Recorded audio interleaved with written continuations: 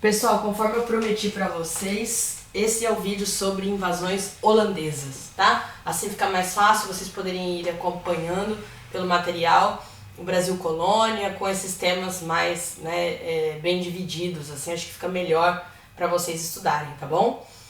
Com relação às invasões holandesas no Brasil Colônia, a primeira coisa que a gente tem que ter em mente é que os holandeses vão ter uma participação muito lucrativa na produção açucareira, tá? Eles vão ter, ao mesmo tempo que eles ajudam os portugueses, eles enchem os bolsos, não só porque eles ajudavam na produção, mas eles eram responsáveis muitas vezes pelo transporte, pelo refinamento, pela comercialização com a Europa, tá? E tudo isso vai ter uma consequência, um impacto muito grande. Só que para a gente entender essas invasões holandesas, a gente tem que falar do contexto, né, dos antecedentes. O que estava acontecendo naquele momento? A Espanha e a Holanda se enfrentaram definitivamente em 1581, quando a Holanda consegue se tornar independente da Espanha, definitivamente, depois de muito tempo brigando por isso, por essa liberdade, tá? 1581, justamente período em que havia a União Ibérica, na qual a coroa espanhola domina também a coroa portuguesa. Nós vimos que a União Ibérica durou de 1580 a 1640. 1581 é o ano em que os holandeses se libertam dos espanhóis e são vistos como grandes inimigos.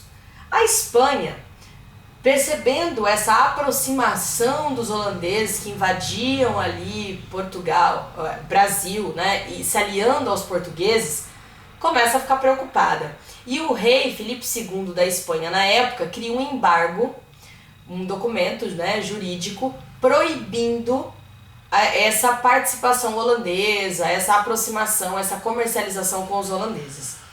Aí a Holanda começa a buscar um fortalecimento e vai fundar a Companhia das Índias Ocidentais e a Companhia das Índias Orientais, que eram, nós podemos dizer, instituições financeiras, que vão se organizar e criar estratégias para invadir de fato o território do Brasil Colônia, para ao mesmo tempo buscar recursos, mas também terem como comercializar e afetar diretamente a Espanha, tá?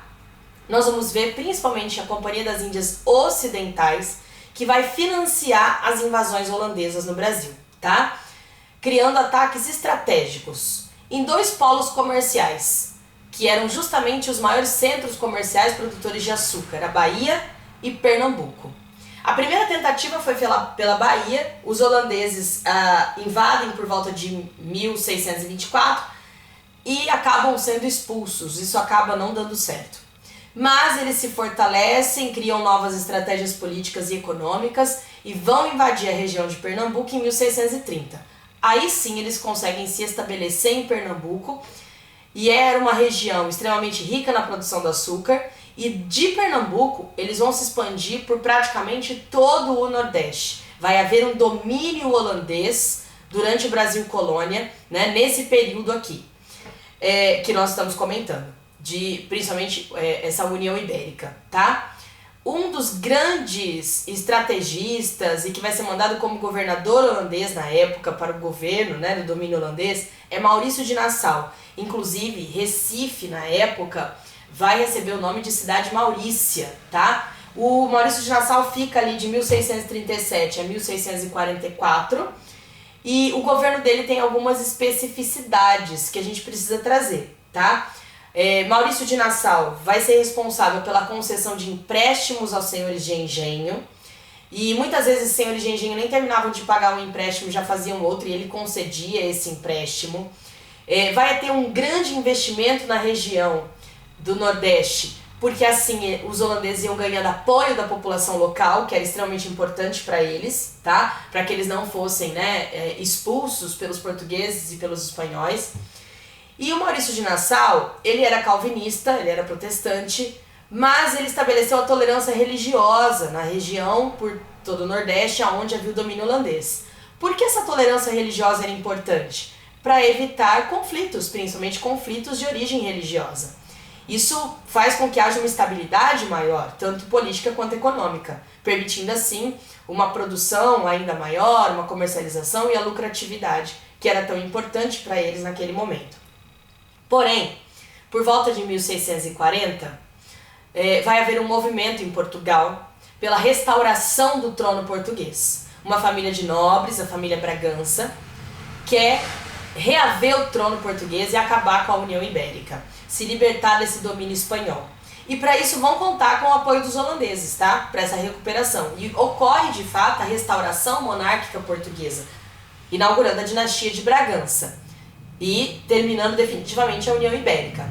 Porém, embora os holandeses tenham apoiado a restauração do trono português, aqui no Brasil eles não estavam facilitando muito não, porque eles querem continuar dominando todo o Nordeste brasileiro, domínio sobre os holandeses, né?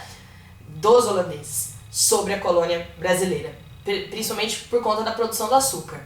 Então eles começam a dificultar um pouco, e o Maurício de Nassau acabava sendo mais flexível, então ele foi tirado do governo holandês pela Companhia das Índias Ocidentais, e aí eles começaram a ser mais rigorosos e inclusive cobrar os empréstimos dos senhores de engenho, que não tinham dinheiro para pagar. Eles ainda não tinham dinheiro para pagar. E aí começa então um conflito entre os portugueses, que agora haviam recuperado seu trono definitivamente, e os holandeses. E esse conflito entre portugueses e holandeses vai dar origem à insurreição pernambucana, que dura de 1645 até 1654, quando, depois de algumas batalhas, especialmente a Batalha dos Guararapes, lá em Recife, os portugueses definitivamente expulsam os holandeses do Brasil.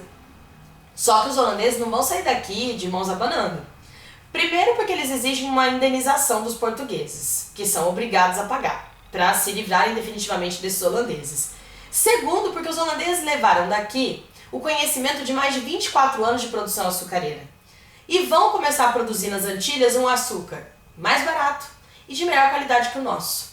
O que vai ocasionar uma crise econômica sem precedentes na história do Brasil colônia, que vai obrigar o Brasil a buscar novos recursos. É daí que nós vamos buscar as bandeiras, buscar metais preciosos, como nós já vimos em outros vídeos também, tá? Então essa crise econômica por conta do açúcar foi inevitável e aí o Brasil precisa buscar novos recursos. É aí que nós vamos começar a estudar a mineração no Brasil colônia, que vem a ser o título de um próximo vídeo, tá bom? Bons estudos para vocês. Qualquer coisa me mandem mensagem, tá? Lá no Classroom e a gente vai se falando.